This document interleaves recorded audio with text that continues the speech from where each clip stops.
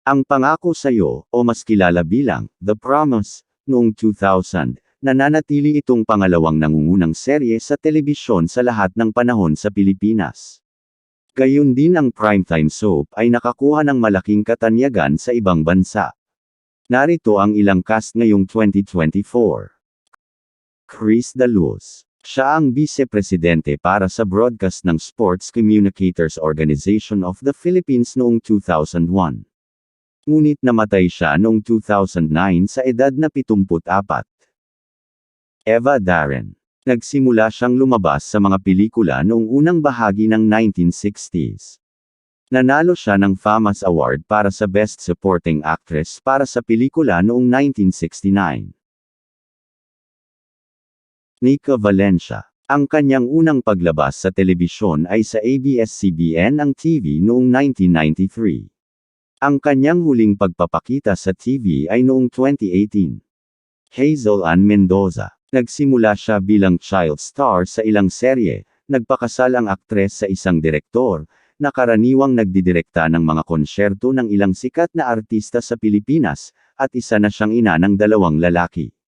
Nagpasya siyang umalis sa show business para tumutok sa kanyang pamilya.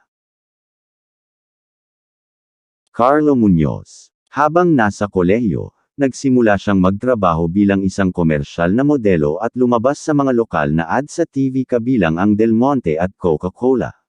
Kasama ang nobya, at ang nakatatandang kapatid na lalaki ay lumipat sa Estados Unidos noong 2003 pagkamatay ng kanilang ama. Nagpakasal siya sa isang civil wedding sa California. Jay Manalo. Siya ay ipinanganak sa isang Pilipinong ama at Vietnamese na ina. Pagkatapos niyang manalo bilang first runner-up ng SM Man of the Year ay naging model, endorser siya ng Blowing Bubbles. Nagsimula ang kanyang karera sa TV sa top-rated na soap noong 1997. Sa kabila ng kasal, inamin ni Jay na mayroon siyang 11 anak sa 6 na magkakaibang babae. Liza Lorena. Siya ay isang first runner-up sa Binibining Pilipinas pageant noong 1966, na nalagay sa top 15 ng 1966 Miss Universe contest. Lumabas si Lorena sa mahigit 185 na pelikula. Evangeline Pascual. Siya ay beauty pageant title holder na nanalong Miss Republic of the Philippines 1973 at kinatawan ang Pilipinas sa Miss World 1973 kung saan siya ay naglagay ng first runner-up sa edad na 16. John Arcilla. Siya ang unang Filipino at Southeast Asian na nanalo sa Volpi Cup para sa Best Actor. Ang multi-awarded na Pilipinong aktor na ito ay nagsimulang magpakita ng interes sa pag-arte sa edad na 7. Sa edad na 57, siya ay walang asawa at hindi pa nag-asawa. Patrick Garcia. Sa edad na 13, nakumbinsi siya ng kanyang nakatatandang kapatid na babae na subukang umarte. Nag-try out siya para sa 1994 Philippine movie at nakast kaagad. Ang pelikula ay tinanggap ng mabuti ng mga kritiko at naging instant hit, at pinatibay din ang katayuan ni Patrick bilang pinakabagong young heartthrob sa Pilipinas.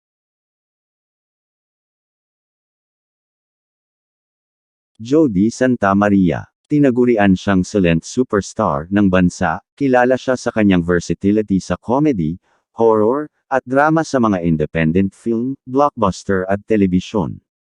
Isang talent scout ang lumapit kay Jody at sa kanyang mga kaibigan para mag-audition sa mga commercial habang nasa isang fast food chain. Nagpakasal siya noong 2005, ngunit naghiwalay ang dalawa noong March 2011, at mayroon silang anak.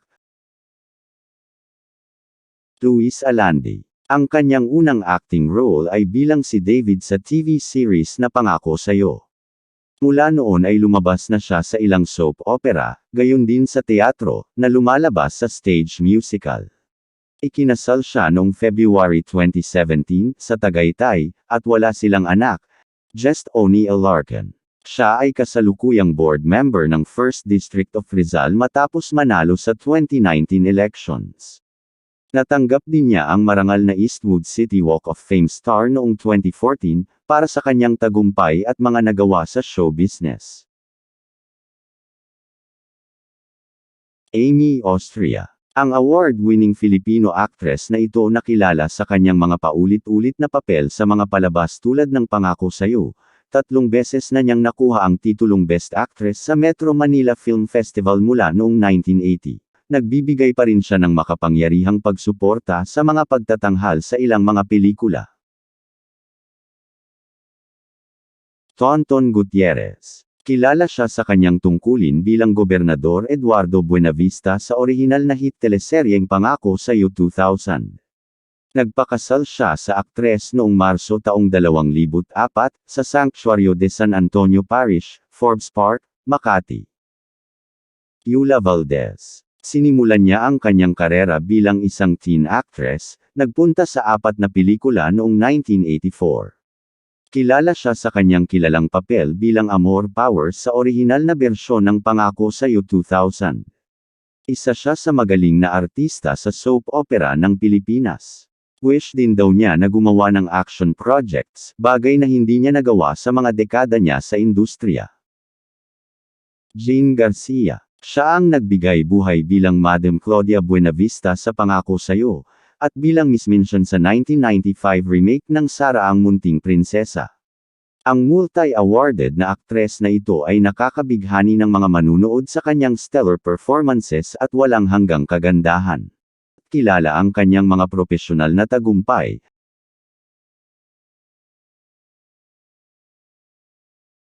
Jericho Rosales. Sinimulan niya ang kanyang karera sa pamamagitan ng pagkapanalo sa Mr. Pogi, o Handsome, isang talent search sa noontime variety television show.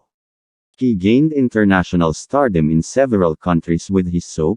Isa siya sa sikat, talented, at mahusay na aktor sa Pilipinas. Ikinasal siya sa isang beach wedding ceremony sa Boracay noong Mayo taong 2014.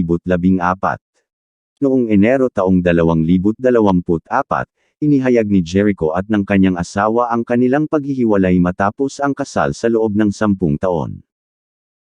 Christine Hermosa. Siya ay kinikilala bilang isa sa pinakamatagumpay na aktres ng kanyang henerasyon sa Pilipinas.